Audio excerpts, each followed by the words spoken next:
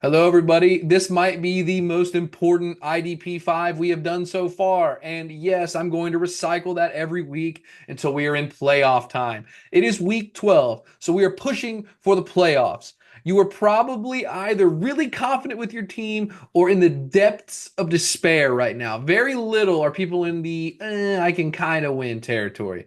So if you are one of those people struggling, don't feel like you can make the playoffs, start taking the big risks. I've got all kinds of players to talk about with you again this week. Too good, too bad. One guy you might be able to get on waivers to make a late season run, but you'll never know if you don't watch. This is RPO football, and this is the IDP 5. The first player I'm going to talk about is Andrew Van Ginkel of the Minnesota Vikings. If you had told me at the beginning of the season that Andrew Van Ginkel through week 11 was going to be the number one edge rusher in IDP, I would have laughed in your face. But the reality is now, this dude is on another planet.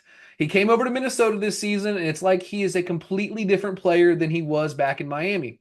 He took over for Danielle Hunter, who moved to the Houston Texans, and it is as if they have not missed a beat. Van Ginkel currently has 46 tackles and 8 sacks with 7 games to go. That is unbelievable. He is in rarefied air right now. It is no longer a fluke. If you were galaxy brain enough to get this guy in your lineup or to even have him on your roster at the beginning of the season, kudos to you. And if you want him with some fab later in the season and you are just savvy enough to get him now for this playoff run, my goodness, kudos to you. But Van Ginkel being defensive end one through this point of the season in I'm sure in other leagues he might not be, but in the leagues I play, this dude is a top 3 asset. And it's unbelievable. I don't think anybody saw it coming, but we need to give the man his flowers. So Thor 2.0, he's rocking it out right now. Van Ginkel is the number one positive player I have this week. And honestly, he might be the most positive I've felt all year. The next player I'm going to talk about is going to continue the trend of edge rushers that have come out of nowhere this season. Nick Bonito of the Denver Broncos is on a tear right now, and I normally don't buy into these flashy, hey, he has a sack in X amount of games, but I do think it's important to note the longevity of this current streak. He has a sack in 8 of the last 9 games. He has only played 3 games this season without a sack. And at the beginning of the year, I believe you probably could have looked at him as, okay, he's sack dependent. He's not really giving me much else. And I don't want to roll the dice on a young player who is only producing when he sacks the quarterback. Okay. That has been debunked because over the last 3 weeks, we are now seeing a safe tackle floor. And safe tackle floors, especially with the edge rusher position, can have immense value in setting a foundation for your IDP lineup. He's a young player, okay? He's playing currently in a 3-man rotation in Denver, which can give us a little bit of some concern because you don't know how consistently the snaps are going to be. But he's playing the second most snaps at the position, only to Jonathan Cooper, who we all love and we all adore. And right now, he is providing his value is the best player on this edge rushing unit to have. I must say that one more time. He is the best value of an edge rusher at the position for the Denver Broncos. I am including Cooper.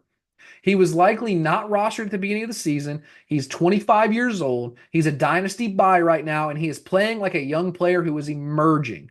I think it's a great sign not only for the Denver Broncos defense, but for IDP managers who might be starved at the edge rusher position that is so full of okay players that we don't rarely see the young guy break out and not be on a roster. Nick Bonito, he's the second positive player I have this week. And like I said, the sack streak is amazing.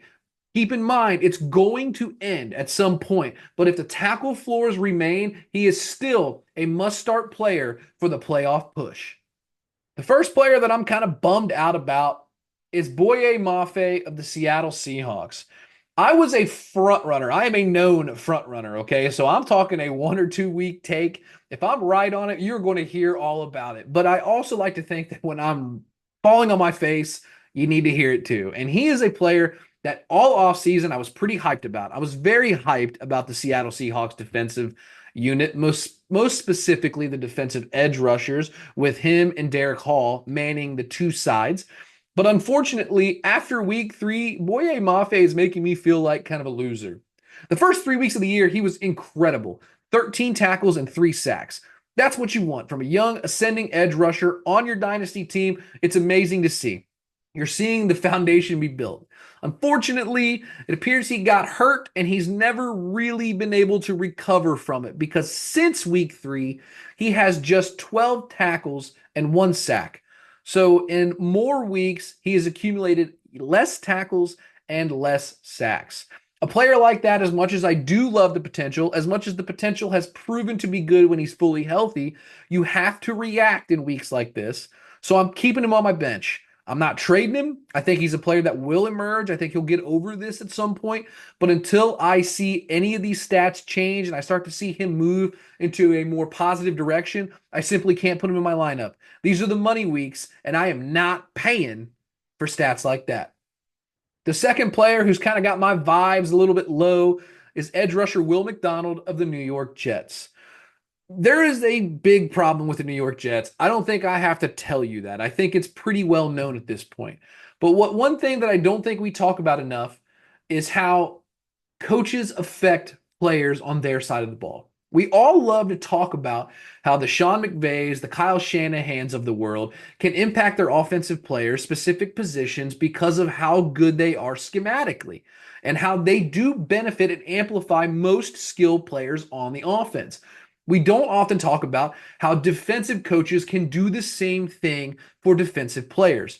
Will McDonald at the beginning of the season was showing us true potential. He was living up to his billing of being a top pick in the NFL draft a few years back. But since Robert Saleh was fired, he has had just 9 total tackles and 2 sacks. That is a problem. Now, do I think he got worse at football? No. I think the coaching got worse. I think the Jets are kind of distracted.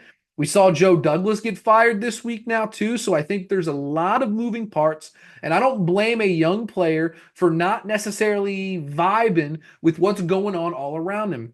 I think most players just want to go out there and play ball with good coaching. I think Robert Saleh, as a defensive mind, is very underrated in this league. And because of that, I think his loss was bigger to the Jets defense than most people thought. Say what you want about Aaron Rodgers and the offensive side of the ball. I'm not here to talk that right now. But what I am saying is that chaos can create problems that you didn't even realize were there. And I think the unintended consequence of moving Saleh is you're seeing a dip in the entire defense and not only seeing it on the on-field product, but we are seeing it in IDP lineups. So Will McDonald is another player that I'm not trying to move. I think he's a great player. I think he's shown flashes of being amazing. But until we see that player get back on the field, I can't put him in my lineup, especially if I'm trying to make the playoffs. He has had 4 weeks this season where he has scored 1 or less fantasy points. That just flat out is not going to work. Okay, that is a third of the entire season where he has put up 1 or a goose egg. That doesn't win. If you're trying to win fantasy, get him on the bench. Pretty names don't win games. Big points do. And Will McDonald doesn't put up big points. The sleeper of the week, the favorite part of the show, the one that wins leagues this week is Detroit Lions linebacker Malcolm Rodriguez. Malcolm Rodriguez is not a player that you're every week want to put into your lineup.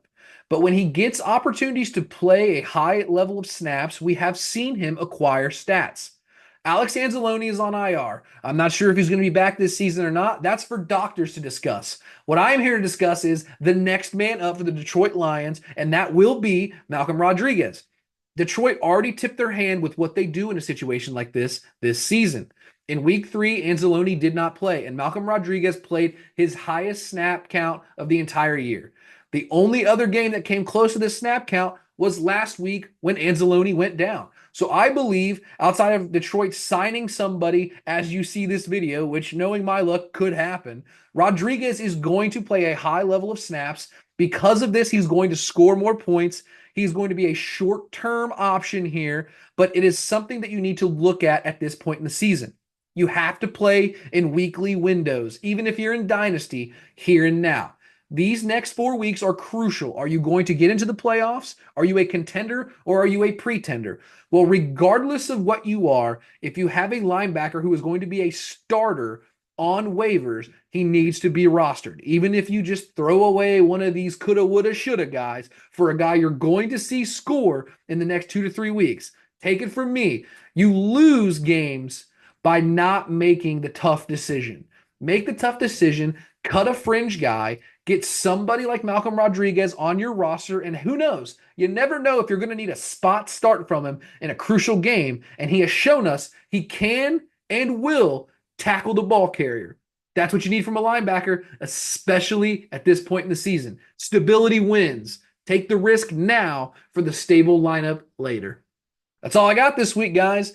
Please follow me everywhere at MattMontyFF. I really appreciate you guys watching these videos. We are at the fun part of this game. We're at the fun part. So make sure you're enjoying all the highs, all the lows, crap talking your friends, shooting text messages. If your deadline hasn't hit yet, make trades, man. Make the moves that win leagues. We're in the money weeks, truly. We have got to get to the playoffs. So in order to make the playoffs, you got to be uncomfortable sometimes. You got to look at yourself in the mirror and truly think, am I a team that can win? And if you are, make the plays that win the games. So thank you again for watching these videos for RPO Football. My name is Matthew Montgomery. You can find all my written content at footballguys.com. You're going to be seeing all kinds of videos and stuff I'm putting out here. So thank you again for watching, and go win your leagues.